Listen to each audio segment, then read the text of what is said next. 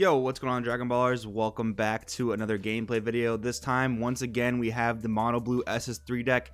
This time, it's up against my U7 Frieza deck list. So, if you guys are on the Patreon or remember me posting about it, I posted a 5-color U7 Frieza deck list that featured the Strength Legend Son Goku, featured the Emperor of U7 Frieza, a lot of different boss monsters. I've changed that build a bit, and now we're just playing 3 colors. We're playing blue, yellow, red, and it's a bit of a different build. It plays a lot of different boss monsters. Doesn't play Strength Legends anymore, but it is a little more consistent in my opinion. So I'm a really big fan of this build. If you guys want to see the build, definitely let me know. I will bring it to the channel. Also, if you want to see the Mono Blue build, let me know that as well. If you're new here, guys, make sure to subscribe, hit that bell so never miss a video. Lots of free ways to help out. If you want to buy any of the cards you see in today's video, you can always use my link in the description below to either TCG Player or Beer Collectibles. That being said, let's get into the gameplay. So we have me starting off on turn 1. We have James starting off on turn 2, getting his ramp up. And now, cool thing about both decks is that neither of them are charging multicolors. In the Frieza deck, I play a very few. I think I play 6 multicolors. I play 2 Zamasu super combos coupled with 2 Backbone U7. I play 2 Battle to the Death because we are a yellow leader. We are playing yellow, red, blue. And I also play 2 Frost Poison. So only 6 multicolors. You can charge it turn 1 if you see it and you don't need it in a given matchup. Like sometimes Battle to the Death will be dead and it's a pretty good turn 1 charge. But we do have a lot of 1-drops in the deck we want to play. Like we want to play our Ready to Fight Son Gokus. We want to filter through the deck. So it does work out pretty well for that purpose. And this is really nice here because I'm getting to play my Ready to Fight. Unfortunately, I whiff here, but it still leaves 2 energy open for the Raider's Warcry, which is obviously one of the best yellow cards in the game. Nicely, we'll be getting a reprint of that in the summer. And now James has the Dispo Sonic Subversion on board. So when I play a battle card greater than my energy cost, which this deck actually does quite a bit, he can take a life and he can bounce the Dispo back to his hand and bounce one of my battle cards back to my hand. So if he chooses, yeah, he'll do it here. He'll put the Bardock back in my hand. So it's a little bit of a double-edged sword because now I get to reuse the Bardock. I still got the draw off my Bardock, but it's not a threat on the board anymore, which is good for him, definitely. And if you notice here, too, I'm stalling him out pretty hard. He's at 4 life, because he's been ramping himself, and he's only at 5 cards in hand. So if you remember the Demigra versus SS3 video, I attacked him a lot, obviously, because it was an aggro deck I was playing. But now, because I'm not attacking him so much, James is costing his hand in order to ramp. So there's a bit of a different effect here depending on what matchup you're playing against as the Mono Blue player, or as the SS3 player rather, no matter what variant you're really playing. So now James is getting awakened. He'll be able to start getting his free energy back on defense. The Dispo is helping him out here, but now that he is at 4 life, it's gonna hurt him to use that ability to bounce my cards back to my hand. And he does play the, I think it's Isekai. Yep, Isekai. So that punishes me playing cards on his turn. So if I play Tobo, if I play Raider's Warcry, I'm going to be in a bit of trouble here. I've been playing early defense though, so we're looking okay so far. But he is playing an Obuni that is going to cause me a bit of a problem. I am at 4 life at this point here.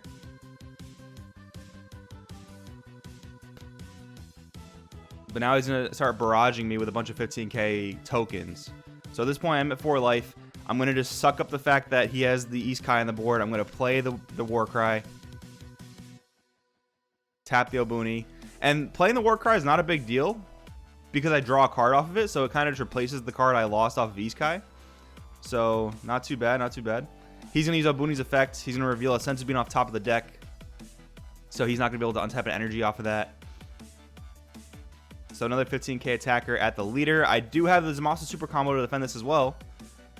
So that's pretty good. 20k defend. Tap another token. I get another turn. So I'm at 5 energy here. I have the potential to do some stuff. I don't have enough cards in the drop area to use the Smoke Dragon. But that's okay. We'll see what goes on here. Looks like Bardock's going in at leader. He's going to super combo out of it. We're thinking about, yep, we're going to drop the Kaioken, Concentrated Destruction. So that's going to clear his whole board except for the Obuni, because I believe the way it works is as you clear an entire board of tokens and Obuni, your opponent gets to decide the order of which they're destroyed. They can pick Obuni first. Obuni can't be KO'd, so he gets protected, I believe is how that works. So now James does have a bigger hand now. We were just talking before about how his hand might be suffering a bit, but he is at a lower life total. I'm at 11 cards in hand with 4 life, still unawakened. He no longer has an East Kai on the board, but I think I made a misplay here by not leaving a red energy up. That might be a mistake, but we'll see what ends up happening here. I do have 4 Whis Coercion in my hand, so we could be okay. I think he went SS3 into Bardock, so I comboed a 5k to save it, and he drops another East Kai, so that could be a bit of a problem. He's going to reveal a Bardock off top of the deck with Obuni, and then a Senzu Bean. So he'll only untap 1 energy off of his Obuni, although now he's getting 3 more tokens, which is stupidly strong. I think at this point I'll have to use Topo, even though he has the East Kai. It'll cost me an extra card, but I think I have to do it. So we're going to Coercion here, looks like. Maybe not. Dragged it back to our hand.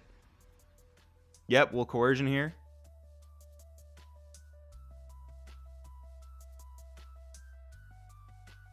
Looks like we'll Coercion again and untap the red. I should have just done that from the beginning, but I guess I wasn't. The East Kai, I think, was scaring me a little too much at this point with the way his board looks like. I have to just commit to it. I have to just lose the cards in order to survive. That's as simple as that. So now the thing with this matchup is Smoke Dragon, as broken as it is, he has answers to it. The Hit Deadly Vanguard that you see in his energy, he does play it in the deck, obviously, and that can counterplay Smoke Dragon as he's trying to play it. So that can provide a big problem for me here. We're just setting shots to the leader, it looks like. He's going to combo off a token.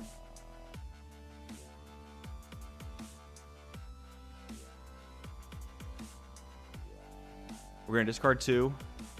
Discard 1 to draw 2, rather. Taking a look at the drop area here. I have 11 cards in my drop area. I'm going to use the red Frieza, get it back off of its own effect. It lets you pitch a U7 from your hand to then add it back to your hand. So I'm going to give up one of my guys. I'm going to minus 20 his Obuni.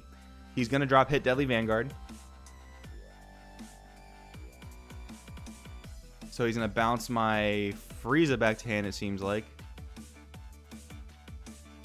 And then he gets to bounce another card. So he's going to bounce another Raider's Warcry, which again is weird because it alleviates pressure off of him, but it also gives me a really good threat back to my hand. So it's pretty interesting in that regard. I'm going to Awaken, draw 2. When I draw 2 with the Awaken side, I get to tap a battle card. So it looks like James is going to negate the attack at the hit there. Or it was probably out of token. I'd rather clear the tokens at this point because they have the same stats as the hit. And the less tokens he has, the less protection Obuni has. So that's kind of the logic there. He's going to use Obuni's effect to reveal a freeze off top of the deck. So he will be able to untap an additional energy, which is so broken in SS3. Untapping 4 going into my next turn, pretty insane. So we do have multiple Raiders Warcries in hand here, so that's pretty good. He's going to go 3 energy for the Android 18. So now James is starting to catch back up in card advantage. I do have enough cards in the drop area now to drop Smoke Dragon, but again, that's going to be problematic for me because he has the ability to counterplay it pretty easily.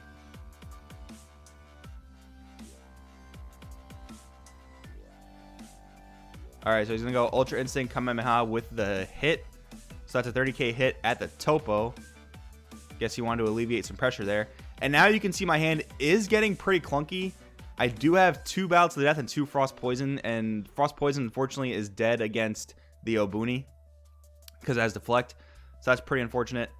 But at this point, we're fully committing to the Fu Shroud. There's not really anything in his deck that can stop it. UI Goku doesn't work against it. Dirty Burst will work, but he is at 2 life. And I do have 2 Double Strikers. So he has no negates. He has no real effects. He's got to get rid of that plus 5k, I believe. Yep, so he's back to 15. And yeah, James, this is actually pretty crazy here. The super combos, the monster super combos, and tap a token, get rid of 5k power for him. I don't have a lot of power behind this. I have 30, 40, 45k. James has got 25, no draw because of Fu. 35, 40, 45, 30, 45. And it looks like James can combo out of it. Okay. But I do have another Bardock swing, so we got to see if he can get out of this one. I'm taking a quick look at his drop area here. Yeah, Dirty Burst, man. Excellent card. Really, really powerful card, stopping the Fu Shroud. but it looks like James can't get out of it. He only has 20k. The other card in his hand was a bean. Looks like 2 other extra cards. And my hand was pretty clunky, which it can happen in this deck. That's why I'm only playing 2 Battles to Death and 2 Poison, even though they're both amazing cards. But they both have their scenarios where they're really good. So, I don't know. But I'm a really big fan of this build. I think this U7 Frieza build is actually very powerful. Doesn't really need to charge multicolor. Still plays all the strong cards you need to play. Still plays Mutaito in place of Chomp the Trickster. Really good. If you guys want to see the deck profile, let me know. I'll definitely drop it for you guys. Thanks for watching. I will see you guys next time.